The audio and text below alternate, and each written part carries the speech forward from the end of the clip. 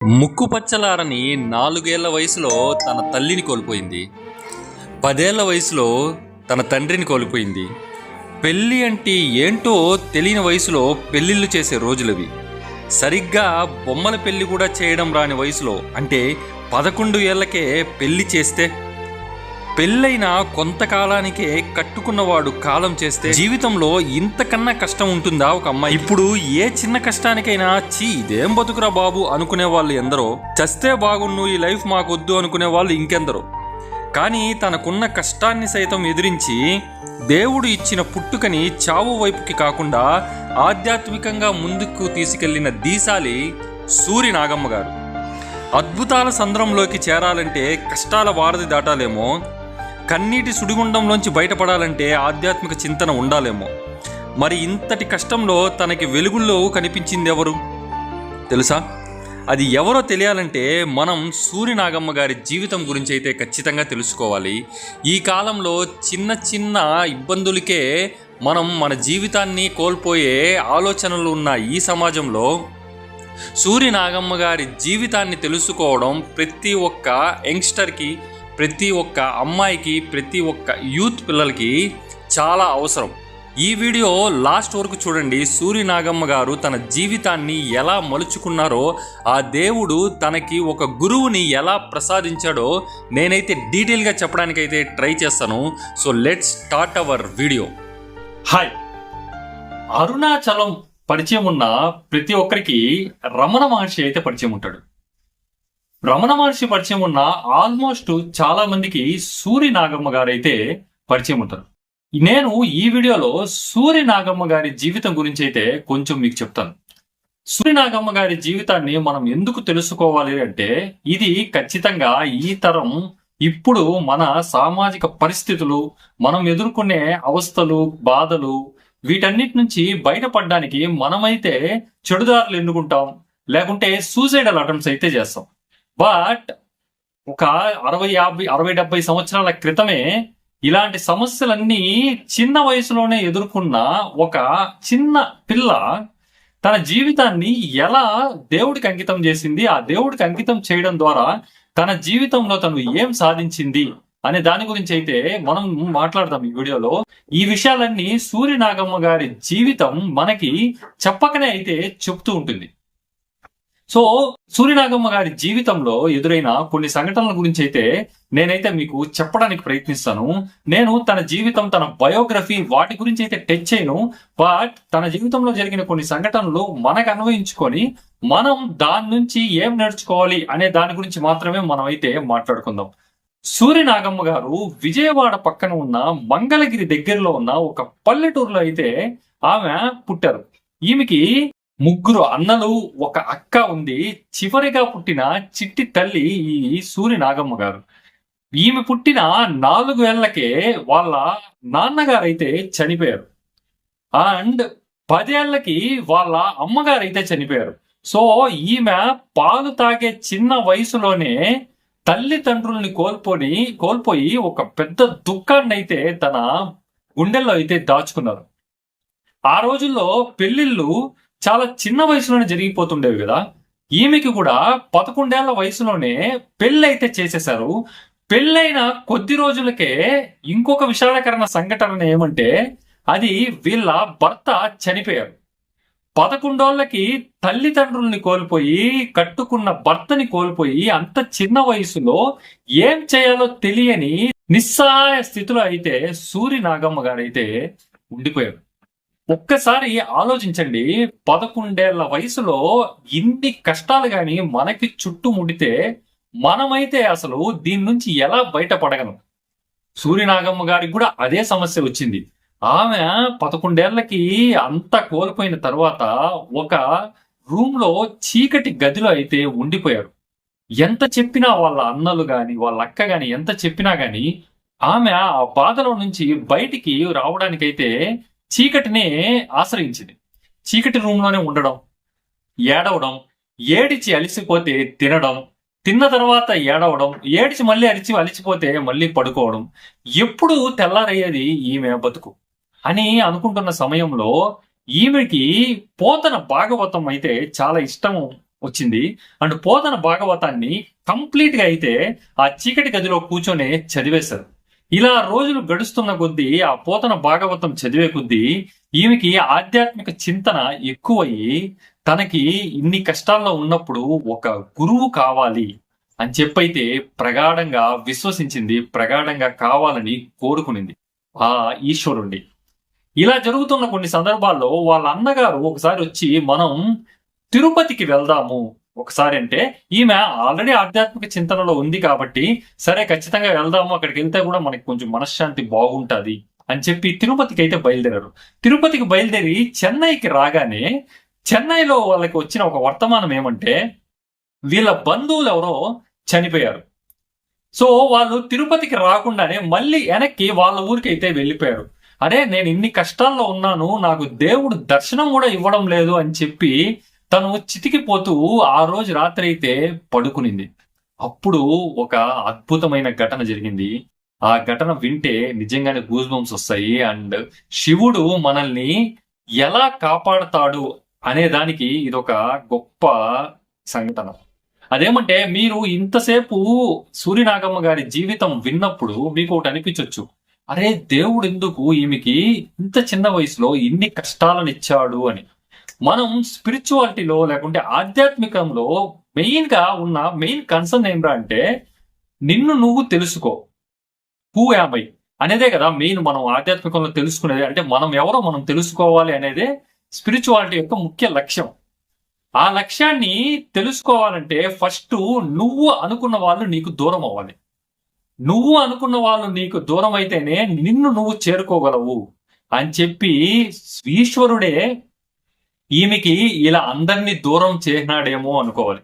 అలా దూరం కాబట్టే ఆమె అంత గొప్ప ఆధ్యాత్మికురాలైంది. అండ్ ఆమెకు ఒక గురువు అయితే దొరికాడు. ఆమె జీవితానికి ఒక సాఫల్యత అయితే వచ్చింది. లేదు జనరల్ గా ఏంటి ఆమె ఒక హౌస్ వైఫ్ గా ఉండిపోయేది, ఆ తర్వాత ఆమె గురించి అసలు మనకు తెలిసేది కూడా కాదు. అందుకే ఈశ్వరుడు ఏం చేసినా కూడా దాని వెనక ఒక కారణం అయితే ఉంటుంది. సేమ్ ఇదే సిచ్యువేషనే రమణ మహర్షి గారికి కూడా జరిగింది. రమణ మహర్షి గారి కథ గాని మీకు తెలిస్తే మీరు పొంగిపోతారు. అదేమంటే రమణ మహర్షి గారు కూడా నాకు ఎవ్వరు వద్దు, నాకు ఒకే తండ్రి, ఆ తండ్రి అరుణాచలేశ్వరుడే అని చెప్పి కట్టుకున్న బట్టలతో ఇంటి నుంచి బయలుదేరి అరుణాచలానికైతే వచ్చేసాడు. సేమ్ అదే విధంగా సూర్యనాగమ్మ గారు ఆ రోజు రాత్రి పడుకున్న తర్వాత ఆమెకి కలలో కొండపై నుంచి ఒక పెద్ద ఆయన, ఒక ముసలాయన కౌపీనం ధరించి, కౌపీనం అంటే తెలియని వాళ్ళకి చెప్తాను, గోసిపాత, కౌపీనం ధరించి చేతిలో ఒక కర్రతో కొండ దిగుతూ ఉండే ఒక దృశ్యం అయితే లీలగా ఆమెకైతే కలలో కనిపించింది. కలలో కనిపించి అంతవరకు బాధతో నిండిపోయి ఉన్న ఆమె హృదయం ఒక్కసారిగా ఉప్పొంగిపోయి సంతోషంతో అప్పా అని చెప్పి సడన్ గా కళ్ళు తెరిచి చూస్తే ఇది కళ అని తెలిసింది. అసలు ఆ కళలో కనిపించిన వ్యక్తి ఎవరు, ఆ కళలో ఆ వ్యక్తి ఇప్పుడెందుకు నాకు కనిపించాడు అని చెప్పి ఆమె చాలా ఉత్సాహంగా ఉంది. అలా ఆ తర్వాత ఆమె ఆ కళలో కనిపించిన వ్యక్తిని చేరుకోవడానికైతే ఏ ప్రయత్నం అయితే చేయలేదు. ఎందుకంటే తను ఒక చిన్న పాప, తనకి ఎలా వెళ్లాలో కూడా తెలియదు. ఇంతలో జరిగిన ఒక సంఘటన ఏమంటే వీళ్ళ మూడో అన్నయ్య కేరళకి అయితే ట్రాన్స్ఫర్ అవుతున్న సందర్భంగా అప్పుడు రమణ మహర్షి గారు అయితే చాలా ప్రాచుర్యంలో ఉన్నారు. ఆ రమణ మహర్షి గారిని కలద్దాం అని చెప్పి ఇంటికొచ్చి సూర్యనాగమ్మ గారిని పిలిచి అందరి కుటుంబ సమేతంగా మనం ఒకసారి అరుణాచలం వెళ్దాము, అరుణాచలం వెళ్ళి రమణ మహర్షి గారిని ఒకసారి కలుద్దామని అని అన్నారు. రమణ మహర్షి అంటే అప్పుడు ఆమెకి ఎవరో తెలియదు. సరే వాళ్ళు తిరువన్నామల వెళ్ళారు, కానీ దురదృష్టవశాత్తు రమణాశ్రమంకి అయితే వెళ్ళలేదు. అండ్ రమణుండి అయితే కలవకుండానే ఏదో కారణాల వల్ల వెనక్కి అయితే వచ్చేసారు. ఆమె మనసులో మాత్రం ఆ రమణ మహర్షి ఎవరు అనేది చూడాలని చాలా ఉత్సాహంగా ఉత్సుకత అయితే ఉన్నది. ఆ తర్వాత కొన్ని రోజులకి ఆమె వెళ్ళి వాళ్ళ అన్నయ్యల దగ్గర, అన్నయ్యలు నేను ఖచ్చితంగా తిరువన్నామలకి అయితే వెళ్ళిపోతాను, ఇక్కడ నా వల్ల కావట్లేదు, నాకైతే కొంచెం బాధగా ఉంది, నేను లోన్లీనెస్ ఫీల్ అవుతాను, డిప్రెస్ అవుతా ఉన్నాను అని చెప్తే వాళ్ళ అన్నయ్య ఇప్పుడు ఒంటరిగా పంపించని తనని సరే నువ్వు ఒంటరిగానే అరుణాచలం వెళ్ళు అని చెప్పారు. వాళ్ళ అన్నయ్యకి ఆ మాట చెప్పించింది స్వయాన ఆ పరమేశ్వరుడే అని చెప్పడానికి ఇంకేదైనా రుజువులు కావాలా? ఇప్పుడు పరమేశ్వరుడు ఒక దారిని అయితే ఏర్పాటు చేశాడు. తనకి ఒక గురువుని ఇవ్వడం. ఇన్ని కష్టాలు నేను ఇచ్చాను కదా, ఈ కష్టాల నుంచి తేరుకొని తనను తాను తెలుసుకొని ఈ జీవితం సాఫల్యం చేసుకునేదానికి తనకి ఒక గురువు అవసరం అని చెప్పి ఆ గురువు దగ్గరికి వెళ్ళమని చెప్పి తన అన్నయ్య ద్వారా పరమేశ్వరుడే ఈ మాట అయితే చెప్పించాడు. అంతే, ఒక్క క్షణం కూడా లేట్ చేయకుండా సూరి నాగమ్మ గారైతే అరుణాచలంకి అయితే బయలుదేరేసింది. అరుణాచలంకి వచ్చిన తర్వాత రమణాశ్రమం నైట్ అయితే చేరుకున్నారు వాళ్ళు. అరుణాచలానికి చేరుకున్న తర్వాత నైట్ 7 పైన అప్పుడు ఆశ్రమం అయితే క్లోజ్ చేస్తున్నారు. పొద్దున రమ్మని చెప్పారు. అప్పుడు ఎక్కడికి వెళ్ళాలో తెలియకుంటే అక్కడ ఉన్న ఒక ఆవిడని సంప్రదిస్తే ఆవిడ వాళ్ళ ఇంటికి అయితే పిలుచుకొని వెళ్ళింది. వాళ్ళ ఇంటికి పిలుచుకొని వెళ్ళిన తర్వాత ఆమెకి ఎప్పుడెప్పుడు రమణుడిని చూడాలా అని చెప్పి ఉత్సాహం అయితే ఉండింది. అప్పటికే ఆమె రమణుడు ఎలా ఉంటాడో కూడా తనకి తెలియదు. ఆ నెక్స్ట్ రోజు మార్నింగ్ తలస్నానం చేసేసి రెడీ అయిపోయి ఇమ్మీడియట్ గా రమణాశ్రమానికి అయితే వెళ్ళింది. కానీ అక్కడ రమణ మహర్షి లేరు. పరమేశ్వరుడు దోబూచులాటలు ఆడుతూ ఉంటాడు. అప్పుడు తనకు ఇవ్వాల్సిన పనిని అంత ఈజీగా అయితే చేయలేడుగా ఈశ్వరుడు. అందుకనే అప్పటికి వెళ్ళేటప్పటికి అక్కడ రమణ మహర్షి గారు అయితే లేరు. రమణ మహర్షి గారు గిరి ప్రదక్షిణకి అయితే వెళ్ళున్నారు.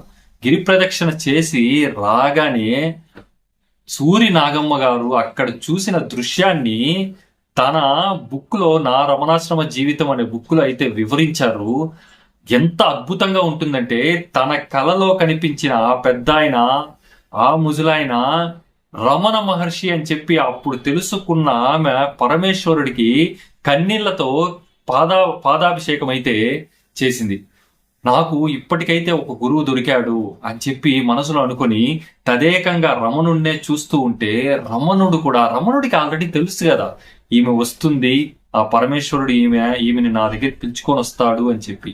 రమణ మహర్షి తనని తదేకంగా చూస్తూ ఉంటే ఆ ఇద్దరి కళ్ళు, సూర్యనాగమ్మ గారిది, రమణ మహర్షి గారు ఒకరినొకరు చూసుకుండగానే వాళ్ళిద్దరికి గురు శిష్యుల అనుబంధం అయితే అప్పటికప్పుడు నోటి మాట లేకుండా అయితే యావత్ ప్రపంచానికైతే తెలియజేసింది. ఈ ఒక్క సంఘటన వల్ల మనకి జరిగిన గొప్ప విషయం ఏమంటే ఆ కాలంలో రమణ మహర్షి ఆశ్రమంలో రమణుడు ఎలా ఉండేవాడు, రమణుడు మాట్లాడేదే చాలా తక్కువ, ఆ మాటలు ఎలా ఉండేవి, అక్కడ ఏమేం జరుగుతూ ఉండేవి, ఇవన్నీ లోకానికి తెలియచేయడానికి పరమేశ్వరుడే శిష్యురాలి రూపంలో సూర్యనాగమ్మని రమణుడి దగ్గరికి అయితే పంపించాడు. ఆ తర్వాత సూర్యనాగమ్మ గారు రాసిన శ్రీ రమణాశ్రమ లేఖలు అనే పుస్తకం 3 సంపుటాలుగా వచ్చింది. ఆ 3 పార్ట్స్ గాని చదివితే ఆల్మోస్ట్ ఒక 400 to 500 లెటర్స్ అయితే ఉంటాయి. ఈ లెటర్స్ అన్ని తను చనిపోయే వరకు రమణాశ్రమంలోనే ఉన్నారు, రమణుడికి పూజలు చేస్తూనే ఉన్నారు. ఈ రమణాశ్రమంలో ప్రతిరోజు జరిగే ప్రతి విషయాన్ని వాళ్ళ అన్నయ్యలకైతే లేఖల ద్వారా రాసేవారు. ఆ లేఖలే మనకి ఈ రోజు పరమావధిగా మారింది. ఆ రోజుల్లో రమణ మహర్షి ఆలయంలో, రమణ మహర్షి ఆశ్రమంలో ఎలా ఉండేది, రమణ మహర్షి బోధనలు ఎలా ఉండేవి, రమణ మహర్షి యొక్క థింకింగ్ ఎలా ఉండేది అని చెప్పి.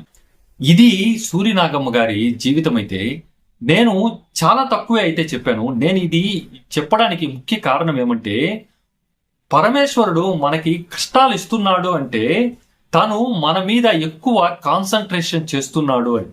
ఆ కాన్సన్ట్రేషన్ చేస్తున్నాడు అంటే తనే ఒక దారిని చూపిస్తాడు అని.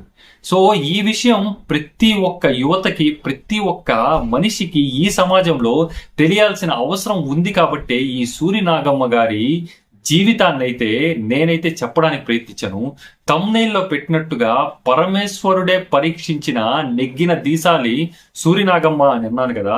ఖచ్చితంగా చూడండి, పరమేశ్వరుడు ఎన్ని పరీక్షలు పెట్టినా దాన్ని తలొగ్గి పరమేశ్వరుడు చూపించిన దారిలోనే వెళ్ళి తన జీవితాన్ని సార్థకం చేసుకున్న సూర్యనాగమ్మ గారిని తలుచుకోవడం మనందరి బాధ్యత. ఆ రమణాశ్రమ లేఖలు చదివి మనల్ని మనం పర్సనాలిటీ డెవలప్మెంట్ అనేది చేసుకోవడం మనందరి కర్తవ్యం. అరుణాచల శివ. ఓం శ్రీ గురు రమణాయ. Thank you.